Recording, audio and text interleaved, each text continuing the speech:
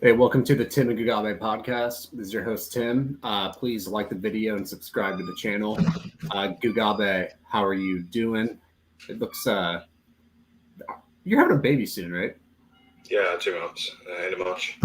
End of March? Yeah. That's cool. I love how you're so casual, buddy. You're like, yeah. It'll be fine, man. She'll be right. So laid back. All right, well, let's go over the previous card. I kind of wanted to play Evolve. I ended up not. On my site, I told people they could if they're, they're not a pussy like me. Yeah, Evolve kind of just, he was way better. Like, scoring was weird because of, like, the point deduction, but, Evolve covered his line, honestly.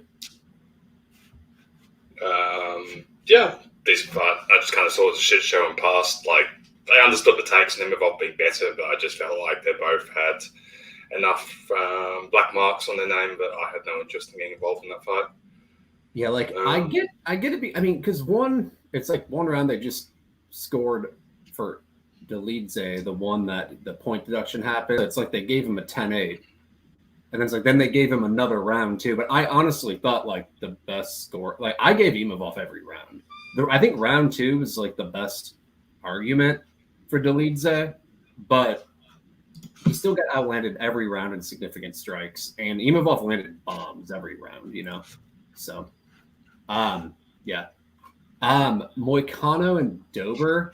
I feel like Dober could have, like, I thought he was going to win that going into round 3, and then he went for a sacrifice, like, throw.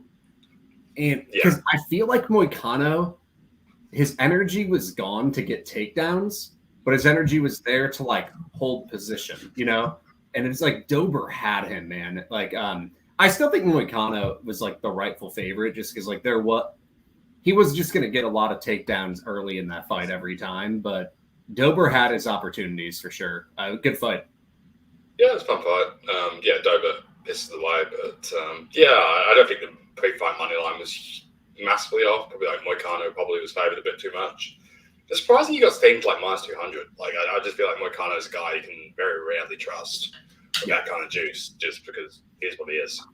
Mark Smith is a complete moron. He was literally like Moicano was like pretty desperately going for passes and ground and pound and whatnot. And Dober was in lockdown and he's telling Moicano to work, and he was even telling him to work in that. But Mark Smith is it's probably the worst referee in the sport right now. Brown Salikov, he just kind of got youthed, like. Yeah, it was funny because like I was kind of looking at Salikov and being like, I could see Salikov getting a perfect Salikov fight, then just like dying or something, which is pretty much happening. I actually ended up taking some Brown KO because it was like plus 700 or something in certain places, and I was like, Salikov's kind of old, and I struggled to see Brown covering minus 250 without Salikov melting because Brown was going to give him the low-tempo striking fight, and Salikov was very happy at the low-tempo striking fight. And even here, it's like it was pretty much even. Salikov was into evens just before he died. But it's kind of like Brown's guy you bet as a dog because you don't bet him as a favorite ever, in my opinion. Yeah. Silva beat Araujo. Like even though Araujo won a round, I feel like Silva still kind of covered her line because like the way Araujo, you could argue she didn't even win that round, but it was like. She couldn't really get takedowns, and she just got like a weird position behind the back, Like other than that, like Silva was just better. Silva's a good fighter. Yeah. Silva's fine. I'm not sure how I feel like I process the absolute top levels. It feels like weird she's a flyweight. Like, can she not make strawweight? Like, Araujo's massive compared to her, and she doesn't seem, she seems to. She's only 5'4" too. Yeah, like I don't see why she has to be a flyweight, but again, like. Let's put like top 10, surely. Yes, number 9 now. She's a bit number 7. Yeah, because like you look at the people ahead of her, and it's like Barber, Andrade, Chukagian, Fiore, Blanchfield, Chip. I just feel like I'm not 100% sure how she deals with like real, proper, like enthusiastic, good grappling because of the cage push issue she just showed.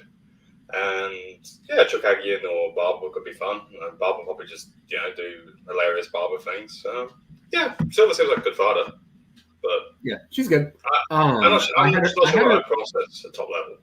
I heard it parlayed up with McCann, and we can just talk about the McCann fight. Like McCann was, there was like takes of people like picking Belbita straight, like saying she's a better striker, and I was like, I felt like in their first fight, like, I mean, I feel like Belbita performed really well in that fight, and McCann still won every round. Like, I was like, what are we doing here? I don't know. And like, Belbita's only win since that was like okay was Goldie in a competitive fight. Like, McCann beats the fuck out of everyone who's not a grappler. Like, if she's just allowed to land her own takedowns and get her own striking off, like, she pretty much beats everybody. McCann's weird because she gets overrated, then underrated, then overrated, then underrated. And she was just like, I capped her minus 400 easily here. I was like, she has huge grappling upside. And I was like, she's a better striker. Even in the first fight, the distance strikes were even, but McCann nearly doubled her up in head strikes. She got the better of the striking in that fight. She's a better boxer. And like, Belbita has bad cardio too. I know she was a favorite, so it's not like I'm saying anything obvious, but I was like, she should be she has her covered in every area of the sport by a pretty wide margin. Radke looked good. That was a good performance. Yeah, Urbina looked really scared. Like, yeah. Good for Johnson winning a fight finally. I took a little bit of Charles Johnson at the end because I was like, why the fuck's plus 250? Just because cardio sort of thing. Maxim seems okay. The round one was obviously sketchy. Had some Pete Rodriguez, which ended hilariously. Let's not talk about that. And I had the whole Garimbo inserting himself in the title shot. It's like you lost to AJ Fletcher last week. You know, it's just stop. How dare you? Garimbo was winning the belt. Carolina, just like the Carolina Storolenko fight was so funny. Like, I thought she was getting subbed in that third round, and then like a minute later, she just hilariously ground and pound knocks her out. I had Carolina carry through, so I'm very happy with that outcome. I just sort of figured if Stoliarenko couldn't get her shit together, there was a chance she would just absolutely melt. Wait, did you really have Carolina KO3? Yeah, like plus 3,300. I just figured that Stoliarenko normally does like 5 minutes of spazzing and then just fucking goes off a cliff. So it was like, most of the Carolina upside. Obviously, that was pretty fortunate hit like that with the ankle or whatever, but Stoliarenko is always live to just collapse. Medeiros and Quinones was really close fight. I personally had it for Quinones, but it was just fun war. Yeah, I think I scored it for him too, but it was competitive. Like, it was like close fight. Pogues beat Peter. So I missed this fight. I saw the first round and I thought Peterson like clearly won it, but they gave it to Pogues unanimously. But I didn't see the second and third round. What happened? Peterson just kind of stopped going for takedowns and just kind of got trapped. But I mean, like, I personally felt there was an argument for Peterson to win the decision. Like, I had some Peterson submission / decision at like plus 250, so I was just like a little bit jipped, but also like I felt that fight's weird because I feel like Pogues kind of got the optimal Pogues situation of that fight and still went to a split decision kind of thing. So I wouldn't necessarily even say he was massive value at plus 150 when like there's going to be versions of that fight where Peterson hits 2 takedowns. There's now minus 1 billion. If you get what I mean? Yeah. Like, I didn't like to have an opinion. So if Pogues isn't finishing him, it's just like, well, a takedown for Peterson is the round from there, and it just makes it very hard. And it wasn't like Pogues was sprinting ahead in the fight. Yeah. And then Kizriev wanted the easy way out and accidentally eye poked Miradov. Yeah, that's a Miradov. I think both that's a Miradov, but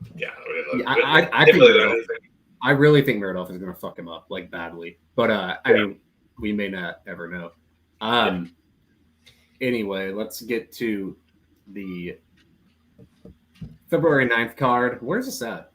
Is it Apex? I think so.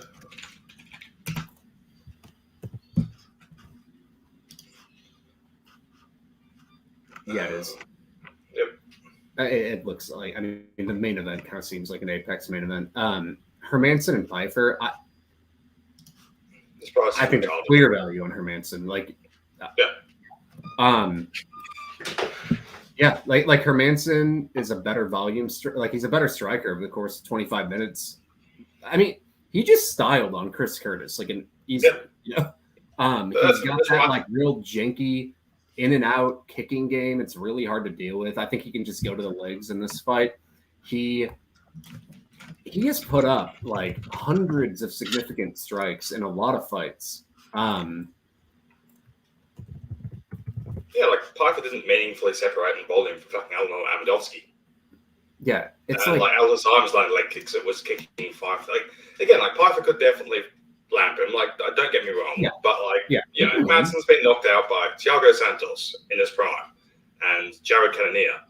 Like, yeah, I don't think Pyfer was quite a physical specimen of those two guys. And like, yeah, Hermansson's lost some decisions, but like, he's lost decisions to Strickland and Vettori, who are probably like two of the 5 most minute winningest cardio guys. And he landed 137 and 122 significant strikes in those fights. He like competed with them, you know? Yeah, like he got a scorecard off Strickland. I'm not saying he fucking deserved that to win that, but like, yeah, he kept in he kept in the Strickland fight. You can't get it. Yeah, you can't take it away from him. He did, and he's making a good point. Like Vettori did drop him. Like I mean, Pyfer walking out there like a meathead and just knocking him out or getting some type of like physicality brute finish is in the cards, but he's minus 250. And if he doesn't get that, I don't think he's going to win this fight.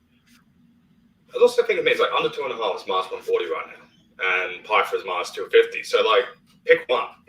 I just unless you think Pyfer carry 1-2 is like pretty much favorite. I just don't see how he gets this price. I can't see Pyfer wrestling him because like Hermansson's grappling is. Yeah, he's probably got. Hermansson's top game is incredible. The issue doesn't really have much of a way to get there consistently, but I think he's one of the worst guys. If he gets on top of a tired Pyfer in any way, the fight's probably he's in big trouble, and that could happen. He's got a cardio edge here. I think like who has better cardio than Hermansson? Like not like you either Vettori, that's it. Or it's just equal, you know, and like those guys just like could beat him because they were better, you know, like and they could. Keep up, they had the same cardio. Like you don't get much better. And like Hermansson looked fine. Like he looked good against Delidze, and it was just like Delidze's tricky with those leg locks, whatever. Like and he got that. What did he get? He got like an omoplata to ground and pound. That fight showed me Hermansson like looked good more than anything. Like I don't, especially like measuring his chances against Pyfer. Curtis, he looked really good. Strickland, he looked good. Shabazian, he outlasted him, just beat the fuck out of him eventually. And I mean, he went to war with Vettori. That was a good fight. That was like prime Vettori too. That was like 4 years ago.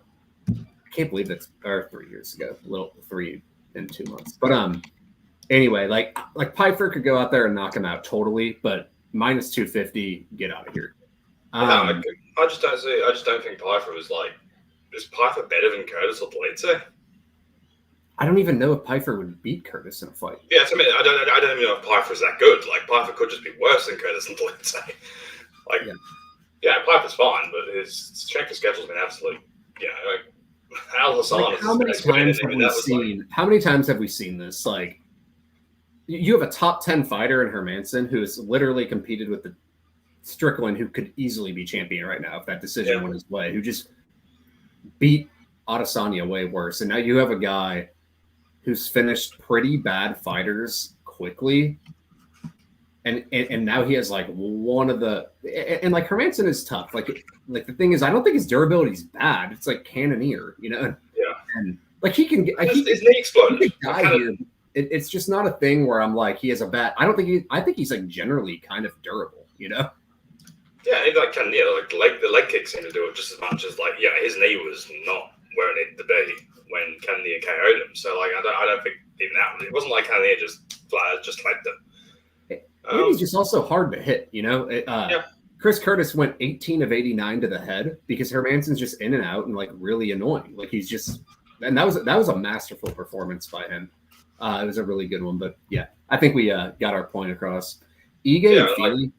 All right, you want to keep going? Yeah, but I mean, I've seen the argument of the Pyfer grappling match as well, but it's just like it's Eric Anders, and B, it's just kind of like, this is a different sport. Hermansson's been shown he can actually grapple for fucking Hermansson has elite cardio and pretty good kicking, so I just like. And it's just like 25 minutes of a fight is a lot different than grappling. Yeah. Like maybe, and please remember, Hermansson wrestled in a pure wrestling match against Kamaev. Eventually, Kamaev couldn't get takedowns anymore. You know, because Hermansson's cardio is insane. So, like, if this fight goes 25 minutes, I just feel like, yes, Pyfer still could have success early, but I feel like Hermansson could really pull away. And I think people are forgetting how good his top game is. Like, it's really, really good. Really good. Like, he doesn't end up there as much against elite competition, but, like, if Pyfer slows down, like, it's like, even though Hermansson is underdog decision only right now with bet online price, which seems insane. Like, if you told me this goes the distance, I'd take Hermansson like minus 300. Like, a Pyfer decision for me would take either Pyfer massively exceeding expectations or like 3 knockdowns. Yeah, and I agree with this too. Like, I do think he's actually like, and he's really he's physical as fuck too. Like, so he could easily be landing takedowns early, winning the fight. But it's all like, I still think he could also knock Jack out. But everything is like front loaded. You know, it's the same concept. Like, Jack just has to extend the fight, and I think he wins. Like, from acknowledging a Pyfer win, it's probably Pyfer just coming out and absolutely killing him in 3 minutes. And everybody's like, Pyfer was minus 10 billion. But like, and then he's going to be like favored against Sean Strickland this next fight. Legit. Philly Ige. I mean, it's kind of weird because Ige like never separates against anybody. Like, he's like, all these fights he's had like one clear win against Damon Jackson. But also like durability edge. Like, plus 160, I was more interested in Philly, but plus 140, I just feel like it's. I just think that's fine. Like, I think the line's fair because of the durability edge. Like, if someone gets absolutely deaded, it will probably be Feely. You know, like Ige is like Ige is like a Pennington. He's just really, really tough, and like, so I think he has a high floor in this matchup where like he has a reasonable ceiling too. Because I could see him just deading Feely. It's MMA though. Feely's also dangerous. He could maybe dead Ige, but I'd be a little more surprised. Like, if you told me Ige, if someone gets knocked out early, don't you think it's probably Feely getting knocked out? Pretty much. Like, like, plus 160, I was kind of moving towards it a little bit. Now I'm just going to lay it. It seems fine. The under plus 155 seems tempting, but again, like, Ige is pretty durable. So, I feel like most of Ige's favorite actually depends on him hurting Philly, because I would take Philly on like pure minute winning. I feel like he's got a few more tools. He probably has more chance of hitting takedowns if somebody ends up on top. But that's against the durability edge. I do think he's a little more likely to land takedowns because he goes for him now. It's weird because Ige used to be a grappler, and now he just like only strikes. I forget the stat. I think like in the last 26 rounds, he's only landed 2 takedowns. Where like early in his career, he went for takedowns, and now I think he got confidence in his hand. Like, remember him versus Arce? He just like didn't know how to strike, and he was like grappling dependent, and Arce just styled on him, and then he randomly like became a power striker out of nowhere. And he's kind of just been that ever since, you know? Of his recent fights, who exactly do you expect him to grapple? Like, Bryce Mitchell? That's true. I agree with that, yeah. Like Lamwer, Damon Jackson, you want to kind of slide him, you're better off in the pocket. Evil would have fucked him. Emmett is impossible to grapple. Korean Zombie was out grappling him. I feel like it's partly like, I feel like if you gave down Ige, it was sort of like bottom tier featherweight competition. But also the takedowns would show up. It's kind of like Angela Hill in one of her recent fights. Like, I think her over-under takedowns is 0.5. And I was like, when she actually goes against, like, who was she fighting? She was like an underdog. And I was Gomez? Was it Perez? Gomez. I don't know. It was some, like, South American fighter who seemed overrated. Yeah, and I was like, and I think that girl got taken down by Boonme like 5 times. And I was like, this is like a step down. Like, the takedowns are probably going to show up. And she got like 5. But that can happen. But overall, I think I favor Ige because of the durability edge. That was like the main thing I wrote in my article on my breakdowns in the description. But it was like, I don't know, whatever. Did you tape Pateria and Brisek? I haven't yet. I haven't done Brisek yet. Should be. My vibe is it's going to be a fucking stupid war. Pateria looked a little bit improved against last time against what's his name, Bellato. But also seems to have no gas tank, so I mean, probably gun to my head, Pateria or pass, but pass seems fine. I haven't taped, so I'm not going to comment on that fight, but I'll have them on my breakdowns on Daily Fan MMA. But Brad Tavares and Rodriguez, this is a weird one. Like, I feel like Rodriguez is more likely to get grappling going, but I don't think he'll. I don't think maybe if he gets like a back take real quick, but I don't think he's gonna like Brad Tavares' takedown defense, like the last 3 wins he has are against like ACJ, some other grappling independent fighter, and Weidman. And it's like whenever he needs to just like keep it on the feet, he does. And then I'm like, is Rodriguez really minus 230 in a striking fight? I don't think so, but I do think he has better boxing. Like I do think he's like better on the inside, but Tavares is skilled enough. And Rodriguez has also just been like knocked out, you know, to where like that could happen. And Tavares can land like leg kicks, yada, yada, yada. I do think like Rodriguez is more physically imposing though and better on the inside and a lot bigger. So I did pick him to win.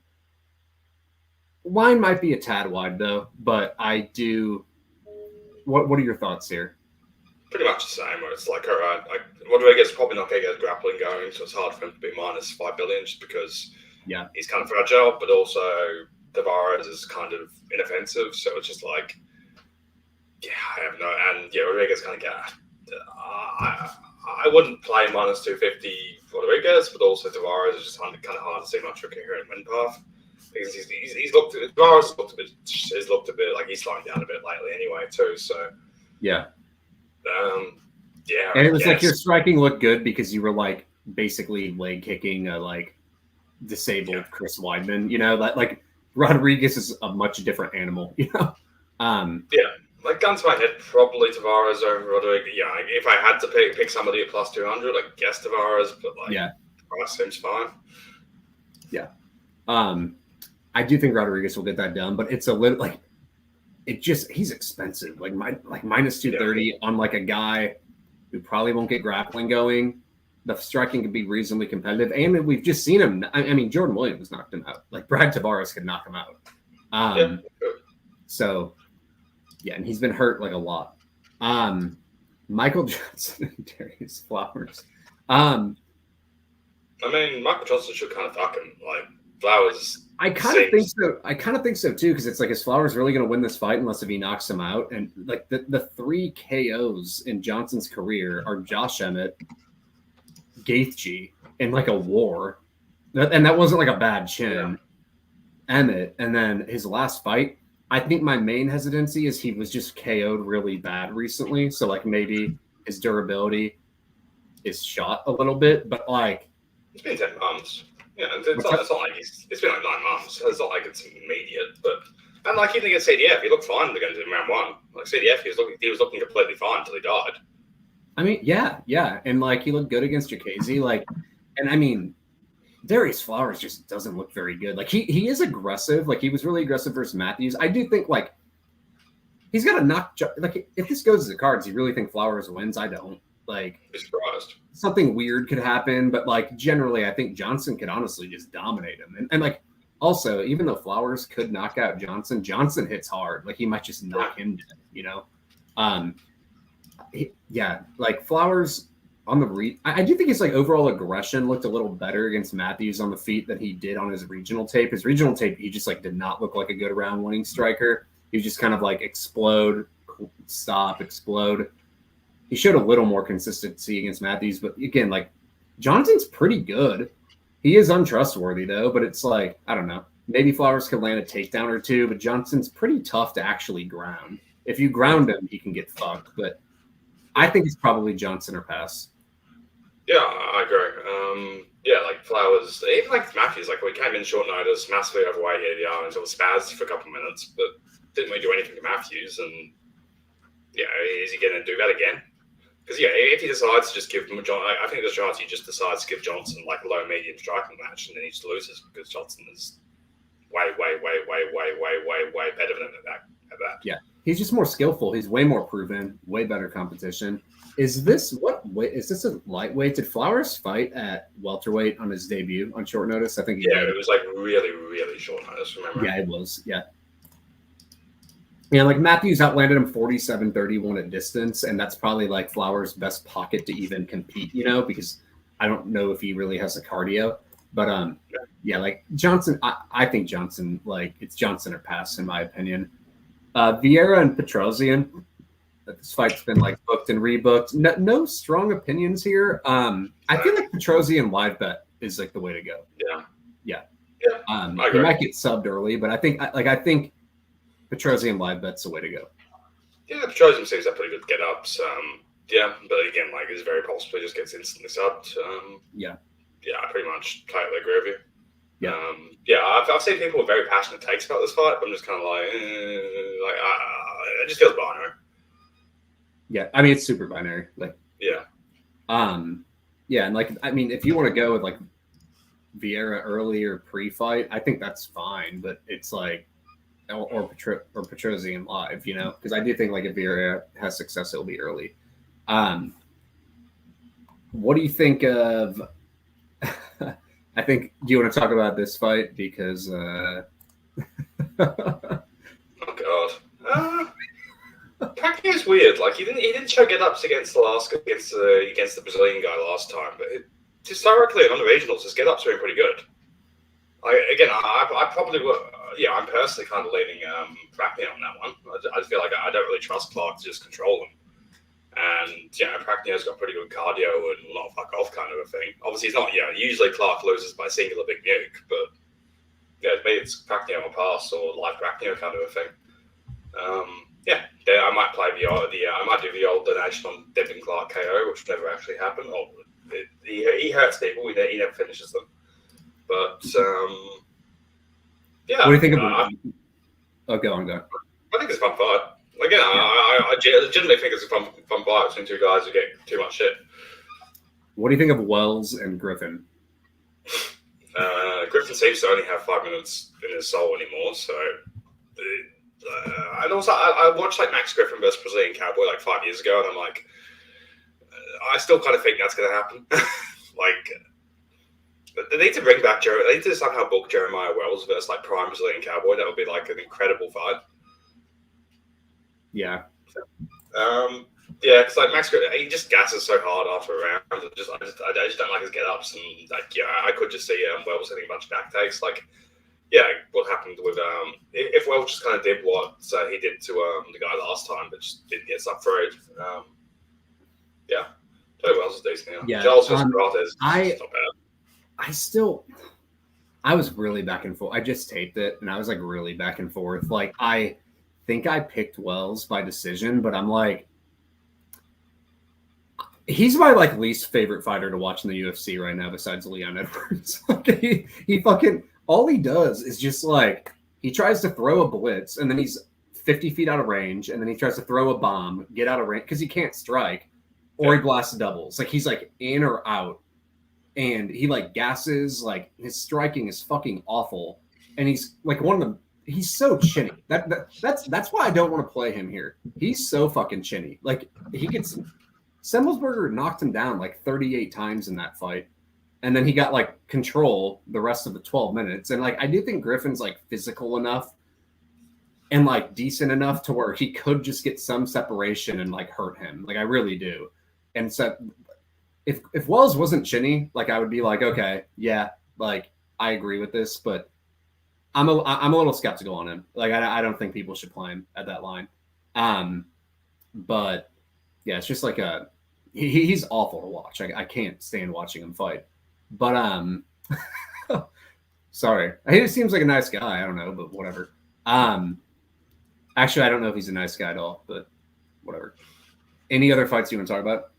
The Giles fight's a bit funny. Like again, like Protez seems fine, but Giles will be getting knocked out by Dricus Duplessis and Michael Morales, and Protez just seems like a sort of generic welterweight striker kind of a guy. Like. Yeah, he's fine, but I don't think he's quite that level of physical or whatever. But Giles will probably figure out some way of fucking it up.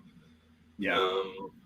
It seems a little bit insulting. Again, like, Giles managed to fuck up Bomb Theme, and that should have been very winnable for him. He could guillotine instantly. Hadjovic, Hadjovic just kind of feels annoying because, like, Hadjovic's bottom game is so shit. It's just like, if the other guy's on any tape whatsoever, they just win. And, like, yeah. Are there any like fights coming up on some of the big pay-per-views or anything that like you think there's value on, like 298, 299 or anything? Oh, Vulcan Topper is like evens now. That's new. When that happened? Oh wow, yeah, I didn't notice that.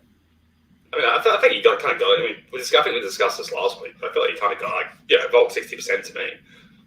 I just think, it's a bit more. When it was minus like 160 Volk, I was kind of like, I kind of wanted to see what happens. Like, I just don't really know how good Topuria is. Evens is getting a little more interesting, but I still think Topuria is going to give him issues. Like, I really do. Like, both sounds like a cop out, but both guys just present challenges for one another. Like Volkanovski's just like overall. Like the way remember like when he just fucking dominated Max Holloway in that third fight? Like he looked so incredible in that fight. And then, like he fought Islam a couple times and it's like a totally different fight. And I think so people might be underrating him, but it's like he got knocked out bad, and that's not a thing I like. And I always do feel like he's fought like a lot of guys who don't have that power punching in the pocket. He's done that like his whole career, and every now and then like he has been hurt in those situations, like Mendes. But Mendes didn't train for that fight. It was like his retirement fight. He didn't have any cardio. Topuria like can probably carry that power. Like, we talked about this last week. It's a tough one, man. Like anyone in the comments, let me know your thoughts on that fight. But it is interesting that it's even now. Like obviously, some people really think Topuria. Dilema's gone to minus 145 against Pyfer. Should be a massive bet, though. Dilema will somehow figure out some way to not grapple. I feel like Topuria Volkanovski is like, I feel like I can wait like 5 minutes, see the first round. I'm confident Topuria will probably have his best action early, and they're just kind of like, I don't want to get a situation where I bet Volkanovski just gets flatlined in 90 seconds. And I'm like, I feel retarded now. It's a fun fight. I would have, again, like, just talking about random fantasy matchups, but Topuria versus Prime Mendes would have been incredible. Just two juicy guys just going nuts on each other. Mendes? Yeah, like Mendes, Topuria. Every time I've got, like, Mendes is absolute best. Yeah. Mendes was a motherfucker back in the day. He was good. Mendes, too, for one of the best fights. And, I think Topuria is just a little too, like, he's a more skillful striker, though. Like, Mendes, like, didn't have all that defense, right? Where, like, Topuria, I feel like, is a little more skilled in that area, like, with, like, his feints and everything. But, like, Mendes was tough. Like, I mean, like, he's, like, you can look at some guys, like, 7 years ago, and you're like, oh, I don't think they would be much anymore. But Mendes is, like, a guy who would still be really good, Yeah. Yeah. Like his skill set would age well. Even athletically, I feel like Chad Mendes was, equivalent physical gifts to Topuria. Yeah, they both are freak athletes for sure. All right, though. Like that's everything. We will be back for 298. I mean, we're gonna be talking about that fight next week, so I'm gonna tape a little more for it. But I mean, I feel like I'm just like really torn. I do have one big bet on that card. I'll give it next week. So people listen. But cool. All right. Well, I'll see you guys, and we will do this next week. Thanks, Gugabe. Yep. Cheers. Thanks for having me. Bye.